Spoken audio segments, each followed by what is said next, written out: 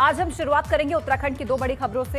एक तरफ शुक्रवार को सचिवालय में हुई बैठक में देवस्थानम बोर्ड में संशोधन को लेकर कोई फैसला नहीं हुआ, उससे तीर्थ पुरोहित नाराज हो गए। प्रदेश भर में प्रदर्शन करेंगे, इस तरह की चेतावनी अब उन्होंने दी है। तो वहीं उत्तराखंड की सियासत में फ्री बिजली का मामला तूल पकड़ चुका है, जिसके चलते आज से आम आदमी पार्टी फ्री बिजली के मुद्दे पर बड़ा अभियान शुरू करने जा रही है। कार्यकर्ता 20 लाख परिवारों को गारंटी कार्ड बांटेंगे। ये उत्तराखंड की आज दो बड़ी हलचल हैं। एक तरफ देवस्थानम बोर्ड को लेकर हुई बैठक में कोई नतीजा नहीं निकला और तीर्थ पुरोहित उल्टा नाराज हो गए। दूसरी तरफ उत्तराखंड में फ्री बिजली देने को लेकर आम आदमी पार्टी एक अभियान की शुरुआत करेगी। 20 लाख परिवारों से मिलकर गारंटी कार्ड देने का काम आपके कार्यकर्ता करेंगे। तो ये दो बड़ी हलचल आज उत्तराखंड में है, जिनसे जुड़ी हुई अपडेट्स पर हमारी नजर रहेगी। ये दो बड़ी खबरें आज उत्तराखंड से संबंधित।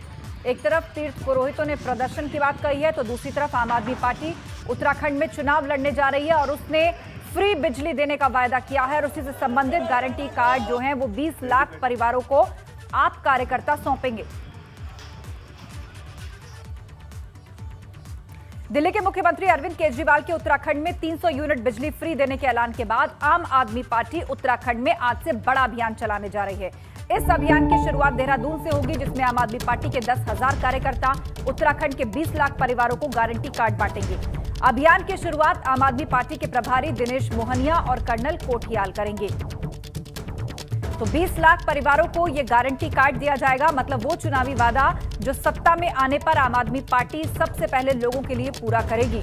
तो उसी का ही एक गारंटी कार्ड बनाया गया है, जिस पर यह वायदा, ये बात लिखी गई है और इसको 20 लाख परिवारों तक पहुंचाएंगे आम आदमी पार्टी के कार्यकर्ता। ये वो गारंटी कार्ड, केजरीवाल मुफ्त बिजली गारंटी कार्ड, केजरीवाल का नेक इरादा, मुफ्त बिजली का पहला वादा, इस नाम से ये पैम्फलेट छपवाया गया है, जिसको कि गारंटी कार्ड कहा जा रहा है। 20 लाख परिवारों तक पहुंचाने का लक्ष्य रखा गया है। आपके तमाम कार्यकर्ता घर घर जाकर इस कार्ड को, इस पैम्फलेट को बांटेंगे, घरों तक पहुंचाएंगे। ये विशेष अभियान आज से आम आदमी पार्टी चलाने जा रही है। 300 यूनिट बिजली फ्री उत्तराखंड को दी जाएगी यदि आम आदमी पार्टी सत्ता में आती है। देहरादून से आम आदमी पार्टी के अभियान की आज शुरुआत होने जा रही है। ये गारंटी अभियान है, जिसके तहत 20 लाख परिवारों को गारंटी कार्ड पार्टी के कार्यकर्ता बांटेंगे। 10,000 पार्टी कार्यकर्ता इस अभियान से जुड़ेंगे और घर घर तक जाकर इस वारंटी कार्ड को पहुंचाएंगे। आपके प्रदेश प्रभारी दिनेश मोहनिया और कर्नल कोठियाल इस अभियान की शुरुआत करने जा रहे हैं। तो 300 यूनिट बिजली फ्री देने को लेकर यह बड़ा अभियान प्रदेश में चलने जा रहा है आम आदमी पार्टी का। देहरादून से इसकी शुरुआत होने जा रही है। लक्ष्य रखा गया है कि 20 लाख परिवारों तक सीधे तौर पर गारंटी कार्ड अपने वायदे के रूप में पहुंचाया जाए। रवि कैंतुरा हमारे साथ लाइव जुड़ गए हैं देहरादून से। रवि, किस तरह की तैयारी है? आम आदमी पार्टी पूरी तरह से इलेक्शन मोड में उतर चुकी है इस अभियान के साथ। क्या ये माना जाए 300 यूनिट बिजली फ्री, मतलब दिल्ली के बाद उत्तराखंड में भी वही वादा दोहराया गया है, कितना असर इसका पड़ेगा आम जनता पर? बिल्कुल आस्था, देखिए क्योंकि चुनावी वर्ष है और अब कुछ ही महीनों का समय है चुनाव के लिए और चुनाव से ठीक पहले अब बड़े बड़े वादे और घोषणाओं का दौर भी शुरू हो गया है। ऐसे में आम आदमी पार्टी जो कि अपनी ज़मीन को मजबूत करने का उत्तराखंड में काम कर रही है, आज से उनका एक बड़ा अभियान है कि 10,000 कार्यकर्ता 20 लाख परिवारों को यानी कि घर घर जाकर उनको गारंटी कार्ड देंगे, जिसमें ये लिखा हुआ है कि वो 300 यूनिट बिजली फ्री देंगे अगर आम आदमी पार्टी सत्ता में आती है। आज प्रदेश प्रभारी दिनेश मोहनिया और साथ में जो रिटायर्ड कर्नल अजय कोठियाल हैं, वो एक संयुक्त प्रेस वार्ता कर इस अभियान की शुरुआत करेंगे। तो निश्चित तौर पर क्योंकि आम आदमी पार्टी लगातार एक कोशिश कर रही है कि किस तरीके से उत्तराखंड में अपनी जमीन को और ज्यादा मजबूत किया जा सके और 300 यूनिट बिजली फ्री का जो वादा करके अरविंद केजरीवाल उत्तराखंड से गए हैं, वो अब किस तरीके से धरातल पर उतारना है और उसको जनता के बीच कैसे ले जाना है, ये अब आम आदमी पार्टी के कार्यकर्ताओं को करना है। ऐसे में आज से आम आदमी पार्टी का एक बड़ा अभियान शुरू हो जाएगा। सीधे तौर पर अगर देखा जाए तो बीजेपी ने भी, क्योंकि ऊर्जा मंत्री हरक सिंह रावत ने कहा है कि 100 यूनिट बिजली फ्री का प्रस्ताव जो है उनका तैयार हो चुका है, ऐसे में उसको कैबिनेट में लाना है। तो जहां एक तरफ 100 यूनिट का जैसे ही ऊर्जा मंत्री घोषणा करते हैं, उसके बाद आम आदमी पार्टी के संयोजक और दिल्ली के मुख्यमंत्री अरविंद केजरीवाल देहरादून पहुंचते हैं और उसके बाद 300 यूनिट की घोषणा करते हैं। इसके साथ ही उन्होंने दो और महत्वपूर्ण बातें भी कही कि किसानों को बिल्कुल मुफ्त रहेगी बिजली और इसके साथ ही पुराने बिलों को भी पूरी तरीके से माफ किया जाएगा।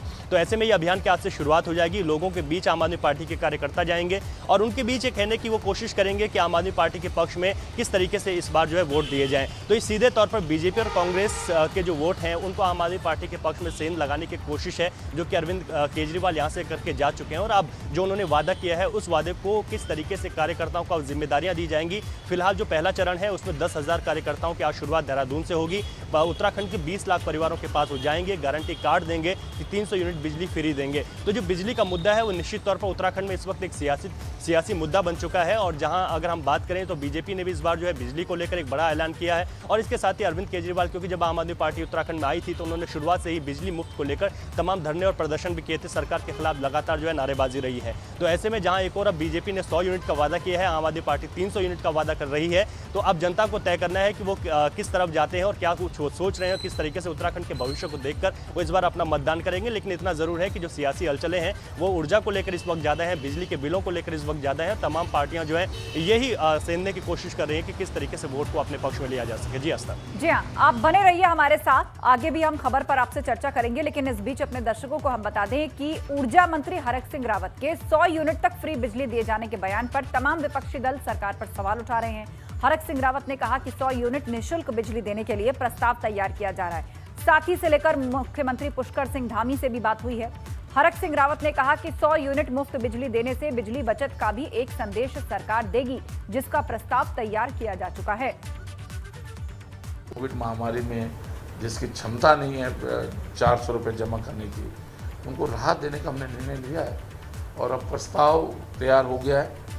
कल मैंने अपने अधिकारियों को बुलाया था और सचिव ऊर्जा को बुलाया था और उन्होंने पूरा सुसंगत प्रस्ताव बना लिया है और हम उसको कैबिनेट में लेके जाएंगे। और रवि कैंतरा हमारे साथ जुड़े हुए हैं। रवि, सवाल ये कि 100 यूनिट बिजली फ्री जब सरकार देगी तो क्या आम आदमी पार्टी के चुनावी मैदान में आ जाने भर का ये असर है, इसे इस तौर पर देखा जाए, या वाकई सरकार जो है चुनाव में जाने से पहले आम आदमी को राहत देने की तैयारी कर रही है? निश्चित तौर पर आस्था देखिए, क्योंकि अगर बीजेपी की बात करें तो पहले भी ये बात आई है जब आम आदमी पार्टी जब उत्तराखंड पहुंची और जब उन्होंने यहाँ पर 70 सीटों पर विधानसभा चुनाव लड़ने का ऐलान किया था, तो उसके बाद जो है लगातार बीजेपी का यही कहना है कि हम जो है मुफ्त और फ्री के चक्कर में नहीं पड़ते हैं, बल्कि हम विकास कार्यों की तरफ और किस तरीके से हेल्थ सिस्टम, एजुकेशन सिस्टम, इन तमाम चीज़ों को बेहतर किया जा सके उस तरफ जाएंगे। लेकिन ठीक जैसे ही हरक सिंह रावत को इस वक्त जो है ऊर्जा मंत्री का जो पदभार मिला, उसके बाद उन्होंने एक बड़ी घोषणा कर दी और उन्होंने सीधे तौर पर एक बात अब और कह दी है कि जो इस वक्त जो है यूपीसीएल को जो प्रस्ताव बनाने के लिए कहा था वो प्रस्ताव भी तैयार हो गया है। यानी कि निश्चित तौर पर कहा जा सकता है कि जो अगली कैबिनेट होगी उसमें सीधे तौर पर 100 यूनिट मुफ्त बिजली को किस तरीके से दिया जाना है, उस प्रस्ताव के भीतर क्या है वो तमाम चीज़ें स्पष्ट हो जाएंगी। तो अब अगर हम देखें तो ये भी एक देखा जा सकता है, क्योंकि आम आदमी पार्टी का भी आरोप है कि जिस तरीके से उन्होंने बिजली को लेकर ऐलान किया था उसी को लेकर अब बीजेपी भी उन्हीं की राह पर चलने लगी है। लेकिन अगर सीधे तौर पर देखा जाए तो यहाँ पर उत्तराखंड में जो ग्रामीण इलाके हैं और उन इलाकों में अभी तक जो है करीब करीब हर परिवार जो है 100 यूनिट तक ही बिजली खर्च करता है। और ऐसे में अगर 100 यूनिट तक बिजली खर्च करने का वादा जो है बीजेपी पूरा करती है और इस तरीके का एक जो प्रस्ताव कैबिनेट में लाता है उसे पास किया जाता है, तो इससे निश्चित तौर पर सभी लोगों को एक बड़ा फायदा मिलेगा। लेकिन वहीं दूसरी तरफ, क्योंकि अभी आम आदमी पार्टी पहली बार उत्तराखंड पहुंची है, अभी उन्होंने यहाँ पर खाता नहीं खोला, 2022 के चुनाव में उनकी पहली परीक्षा होगी, वो भी बीजेपी और कांग्रेस के सामने, क्योंकि कांग्रेस और बीजेपी बिल्कुल आम आदमी पार्टी पहली बार उत्तराखंड में चुनाव लड़ने जा रही है और दिल्ली की तरह ही फ्री की झड़ी जो है उसने लगाने की शुरुआत कर दी है। 300 यूनिट बिजली फ्री देने का वायदा आम आदमी पार्टी, तो दूसरी तरफ मौजूदा सरकार भी 100 यूनिट बिजली फ्री करने पर विचार कर रही है। जानकारी के लिए शुक्रिया आपका रवि। तो देहरादून में आम आदमी पार्टी कार्यकर्ताओं ने शुक्रवार को एक बार फिर से सीएम आवास पर कूच किया। कार्यकर्ताओं का नेतृत्व कर्नल अजय कोठियाल कर रहे थे। आपका कहना है कि भाजपा के एक नेता ने पहाड़ की जनता के लिए आप शब्द इस्तेमाल किए हैं जिसे किसी भी कीमत पर बर्दाश्त नहीं किया जाएगा, मगर पुलिस ने आप कार्यकर्ताओं को रास्ते में ही रोक लिया। इस दौरान आप कार्यकर्ताओं की पुलिस के साथ नोकझोंक भी हुई। आप नेता अजय कोठियाल ने बिजली के बहाने विरोधी दलों पर प्रहार किया।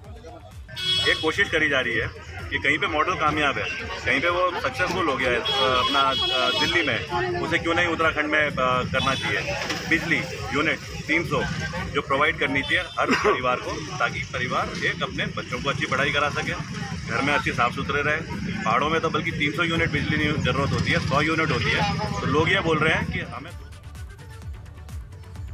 उत्तराखंड के 4 धाम बद्रीनाथ, केदारनाथ, गंगोत्री और यमुनोत्री के गर्भगृहों से पूजा और आरती का लाइव प्रसारण नहीं किया जाएगा। देवस्थानम प्रबंधक बोर्ड में सर्वसम्मति से चारों धामों के गर्भगृह से लाइव प्रसारण न करने का फैसला लिया गया है। आपको बता दें, कोविड महामारी से 4 धाम यात्रा बंद होने से चारों धामों में लाइव प्रसारण की तैयारी चल रही थी, जिससे देश दुनिया के श्रद्धालु घर बैठे ही मंदिर के दर्शन कर सकें। तीर्थ पुरोहित भी लाइव प्रसारण का विरोध कर रहे थे। शुक्रवार को सचिवालय में सीएम धामी की अध्यक्षता में बैठक हुई। प्रबंधन बोर्ड की बैठक में कई महत्वपूर्ण निर्णय लिए गए। हालांकि देवस्थानम बोर्ड को लेकर कोई फैसला नहीं हो सका है, जिससे विरोध और बढ़ गया है।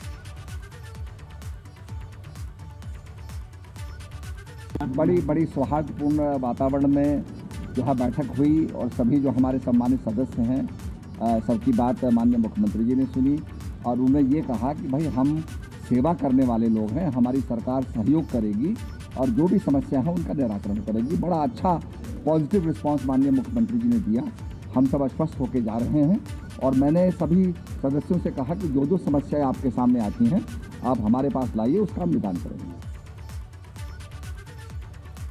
और रुख करेंगे पंकज राणा का। हमारे साथ लाइव जुड़ गए हमारे संवाददाता। पंकज, बताइएगा, लाइव प्रसारण आरती का नहीं होगा, इसके पीछे पुरोहितों की क्या दलील है?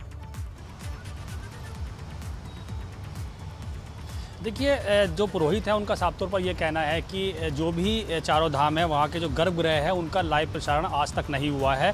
ये धार्मिक आस्था से जुड़ा हुआ प्रश्न है और इसमें कभी भी आज तक जब भी वहाँ पूजाएं हुई हैं, अर्चनाएं जो भी वहाँ पर कार्यक्रम हुए हैं, उनका कभी भी गर्भगृह से कोई प्रसारण लाइव नहीं किया गया और ना ही गर्भगृह के अंदर किसी भी दर्शनार्थी को जाने की परमिशन होती है। तो इस तरह की पहले से ही जो तीर्थ पुरोहित है वो बात कर रहे थे और हाईकोर्ट ने फिर ये कहा था कि जब तक चारधाम यात्रा नहीं चल रही है तो सरकार लाइव प्रसारण की व्यवस्था करे। लेकिन कल जो बैठक हुई थी उसमें लाइव प्रसारण की उस व्यवस्था पर पूरी तरह से रोक लगा दी है, इस पर कोई विचार नहीं किया गया। लेकिन इससे ही महत्वपूर्ण बात आस्था ये है कि जो तमाम तीर्थ पुरोहित है देवस्थानम बोर्ड को लेकर जो लगातार बात कर रहे थे और भंग करने की मांग कर रहे थे, तो वो अब पूरी तरह से नाराज हो गए हैं। आज वो पूरे प्रदेश भर में धरना प्रदर्शन कर रहे हैं और सरकार का पुतला दहन भी कर रहे हैं। उनका ये आरोप है कि देवस्थानम बोर्ड को लेकर सरकार ने पुनर्विचार की बात कही थी। जब तीरथ सिंह रावत मुख्यमंत्री बने थे उन्होंने ऐलान किया था कि देवस्थानम बोर्ड पर पुनर्विचार किया जाएगा, लेकिन उसके बाद मुख्यमंत्री पुष्कर सिंह धामी बन गए। उनकी अध्यक्षता में कल पहली बैठक हुई थी और जो तमाम तीर्थ पुरोहित हैं उनको ये उम्मीद थी कि कल जो बैठक होने वाली है उसमें देवस्थानम बोर्ड के भंग करने को लेकर या पुनर्विचार पर कुछ मंथन किया जाएगा, लेकिन बैठक में ऐसा कुछ हुआ नहीं है और उसके बाद जो तीर्थ पुरोहित हैं वो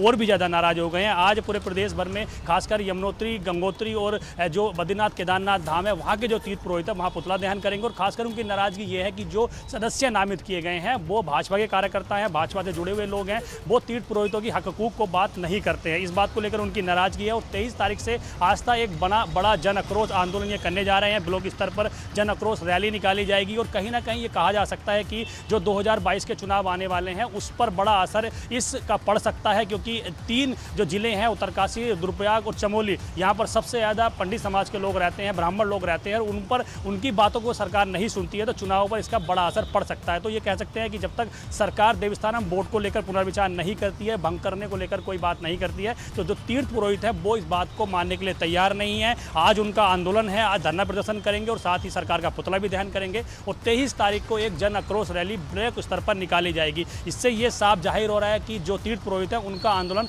आने वाले दिनों में और भी उग्र होने जा रहा है। आस्था, बिल्कुल, तो आप बने रहिए हमारे साथ। आने वाले समय में ये विरोध और उग्र होने जा रहा है, इसके संकेत मिलने लगे हैं। उत्तरकाशी से अगली खबर, देवस्थानम बोर्ड को लेकर गंगोत्री धाम में काफी आक्रोश है और बोर्ड से नामित सदस्य तीर्थ पुरोहित जो हैं वो बिफर गए हैं। नामित सदस्य ने सीएम से पुनर्विचार को लेकर मुलाकात की है। गंगोत्री धाम में 1 महीने से धरने पर है तीर्थ पुरोहित। तो ये बड़ी खबर आ रही है जिस पर अपडेट हम लेंगे। दिग्वीर हमारे संवाददाता फोन लाइन पर हमारे साथ जुड़ चुके हैं।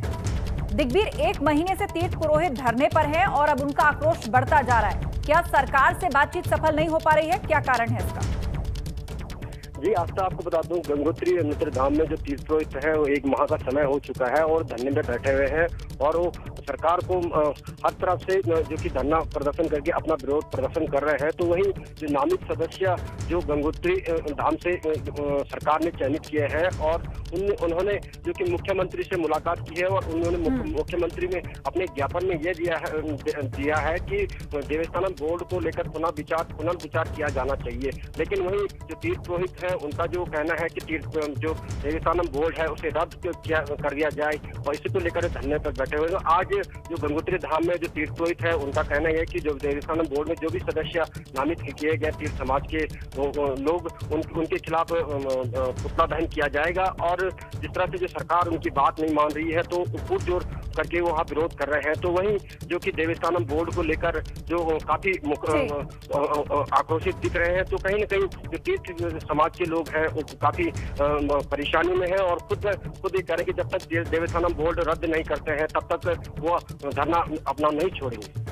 जी हाँ, बिल्कुल, जानकारी के लिए शुक्रिया। तो उन्होंने स्पष्ट कर दिया है कि जब तक नहीं मानी जाती ये बातें वो अपना धरना नहीं छोड़ेंगे। पंकज राणा भी हमारे साथ जुड़े हुए हैं। पंकज, गंगोत्री में जिस तरह से प्रदर्शन चल रहा है, धरना चल रहा है, क्या कुछ और जगहों से भी हमें इस तरह की तस्वीरें और खबर मिल रही हैं? देखिए, खासकर उत्तरकाशी, चमोली और रुद्रप्रयाग, यहाँ की जो तीर्थ पुरोहित हैं वो इस बात को लेकर नाराज हैं। ज़्यादातर जो नाराज़गी है वो यमुनोत्री, गंगोत्री धाम के जो तीर्थ पुरोहित हैं उनकी नाराज़गी है। उनका जिस तरह से अभी हमारे सहयोगी दिग्वीर ने बताया कि वहाँ पर तमाम जो चीज़ें हैं उसको लेकर उनका विरोध चल रहा है। और रुद्रप्रयाग और चमोली, वहाँ की जो तीर्थ पुरोहित और पांडे समाज और हकूक़धारी लोग हैं उनकी भी ये मांग है कि सरकार को पुनर्विचार करना चाहिए, क्योंकि जिस तरह सरकार ने एक देवस्थानम बोर्ड के नाम पर एक व्यवस्था जो यहाँ के हकूक़धारी और पंडित है समाज के लोग हैं उन पर थोपी है, ये कहीं ना उनके हकों को मारने की बात है। इस बात से ये कह सकते हैं कि सरकार यदि इस पर पुनर्विचार नहीं करती है तो आने वाले दिनों में उनका आक्रोश बढ़ेगा। लेकिन बड़ी बात यह है कि सरकार विचार तभी करेगी जब, क्योंकि विधानसभा सत्र होगा, पूरी प्रॉपर्टी विधानसभा की है और उसके आधार पर पूरी तरह से इसको पारित करके एक्ट बनाया गया और एक्ट के बाद अब पूरा कानून ये बन गया है। कानून को संशोधन करना जाना है। और कुल मिलाकर ये पेच जो है अभी तक फंसा ही हुआ है कि देवस्थानम बोर्ड को लेकर किसी निश्चित नतीजे पर अभी नहीं पहुंचा गया है सरकार द्वारा, इसलिए विरोध के स्वर बढ़ते जा रहे हैं। बहुत शुक्रिया पंकज जानकारी के लिए।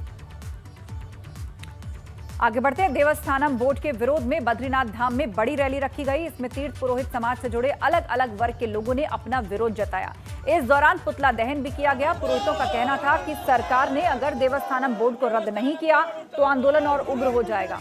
उन्होंने ये भी कहा कि सरकार को चार धाम की परंपराओं से खिलवाड़ नहीं करने दिया जाएगा।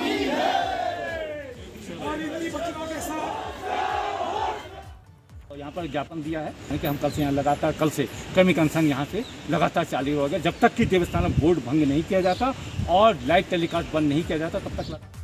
धारचूला की दारमा घाटी के ग्रामीण उफनते नाले को पार करने को मजबूर हैं। आपको बता दें कि पहाड़ों पर हो रही लगातार बारिश से नदी नाले उफान पर हैं। इन तस्वीरों में आप देख सकते हैं कि कैसे लोग दारमा घाटी में उफनते नाले को पार करके अपनी जान जोखिम में डाल रहे हैं। हर दिन इसी तरह जान जोखिम में डालकर इनको ये नदी पार करना पड़ता है, क्योंकि जाने का और कोई रास्ता नहीं है। अभी तक प्रशासन की तरफ से यहाँ कोई सुरक्षित इंतजाम इन लोगों को मुहैया नहीं करवाया गया। बच्चों को कंधे पर बिठाकर, महिलाएं हो पुरुष हो, बैग लाद कर ये लोग इसी तरह नाला पार कर रहे हैं। उफनते नाले को पार करने को मजबूर हैं ये गांव वाले, क्योंकि दूसरी तरफ जाना है तो यही एकमात्र रास्ता इनके लिए है।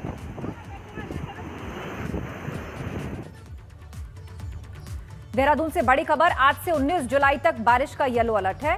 कई जिलों में भारी बारिश की चेतावनी जारी कर दी गई है, जिसमें हरिद्वार, पौड़ी, बागेश्वर में बारिश का अलर्ट। नैनीताल, पिथौरागढ़ में भी बारिश हो सकती है। 20 जुलाई से बारिश में कुछ कमी जरूर आएगी। तो बारिश के लिए येलो अलर्ट उत्तराखंड में जारी कर दिया गया है। कई जिलों में भारी बारिश की चेतावनी जारी कर दी गई है। हरिद्वार, पौड़ी, बागेश्वर में भी अलर्ट है। नैनीताल, पिथौरागढ़ में भी भारी बारिश हो सकती है। तो 2 दिन यही कहूँगा कि लोगों को थोड़ा पहाड़ों में सतर्क रहने की ज़रूरत रहेगी। वेरी हैवी रेंसो है या एक्सट्रीमली हैवी रेंसो कहीं कहीं पर मिलने वाली है, जो डिस्ट्रिक्ट्स मैंने बोले हैं विशेषकर उनमें। और साथ में जो हल्के से मध्यम बारिश है वो तो ज़्यादातर जगहों पे है ही।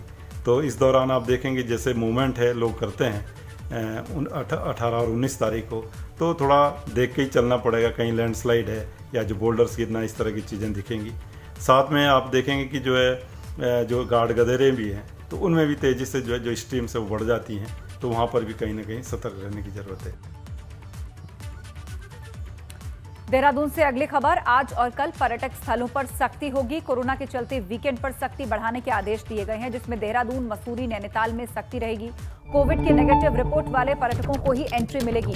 होटल में बुकिंग का प्रमाण पत्र भी उनको दिखाना होगा। बीते दिनों जो डरावनी तस्वीरें सामने आई थी, जहां कैंपटी फॉल पर खचाखच भीड़ थी, बिना मास्क, सोशल डिस्टेंसिंग के लोग प्रोटोकॉल का उल्लंघन करते दिख रहे थे, उसके बाद अब सख्ती बढ़ाई गई है। कोविड नेगेटिव रिपोर्ट वालों को ही एंट्री मिलेगी। होटल में बुकिंग का सर्टिफिकेट भी दिखाना होगा।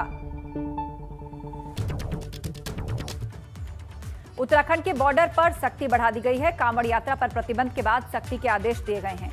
कुछ कांवड़ियों की हरिद्वार आने की खबर पर फैसला। पुलिस ने बॉर्डर पर इन्फोर्समेंट टीमों का गठन किया है। कांवड़ यात्रियों के जबरन प्रवेश करने पर केस दर्ज किया जाएगा। तो उत्तराखंड में कांवड़ यात्रा इस साल नहीं हो रही है, लेकिन जो जबरन हरिद्वार आने की कोशिश करेगा उसके लिए बॉर्डर पर इन्फोर्समेंट टीमें बनाई गई हैं और ऐसे लोगों पर एफआईआर दर्ज की जाएगी। कांवड़ यात्री के जबरदस्ती प्रवेश करने पर केस दर्ज होगा। तो उत्तराखंड के बॉर्डर पर सख्ती बढ़ा दी गई है। कांवड़ यात्रा पर प्रतिबंध के बाद यह आदेश जारी किया गया है। कुछ कांवड़ियों के हरिद्वार आने की खबर को ध्यान में रखते हुए यह फैसला लिया गया है। मानसून सीजन आते ही टिहरी झील के आसपास बसे लोगों के टेंशन बढ़ गई है। झील का जलस्तर बढ़ने से झील के आसपास बसे गांव में भूस्खलन का खतरा पैदा हो गया है। लोगों को आशंका है कि पिछले बार की तरह इस बार भी मकानों में दरारें पड़ सकती हैं।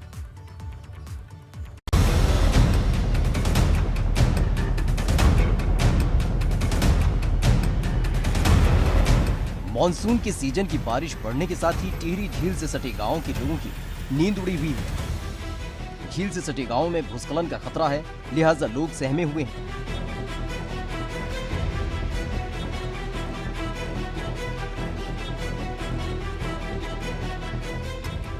बरसात के मौसम में झील का जलस्तर बढ़ जाता है। ऐसे में झील से सटे रूलाकोट, नंदगांव, भटकंडा, सेराई समेत कई गांवों के लोग सहमे हुए हैं। गांव में या किसी परिवार के भवन को जो है कोई प्रकार का खतरा उत्पन्न होता है तो उस परिवार को हम लोग सुरक्षित स्थान पे ले जाएंगे ताकि कोई अप्रिय घटना न घटित होने पाए। जिला आपातकालीन प्रचालन केंद्र लगातार तहसीलों से सभी संपर्क में है और इसके अलावा टिहरी बांध का जो कंट्रोल रूम है उससे भी हम लोग सुबह शाम निरंतर संपर्क में रहते हैं। आपदा प्रबंधन कंट्रोल रूम से झील से सटे इलाके की मॉनिटरिंग की जा रही है। बरसात के मौसम में हर साल जब भी झील का जलस्तर बढ़ता है तो इस गांव में भूस्खलन होने लगता है।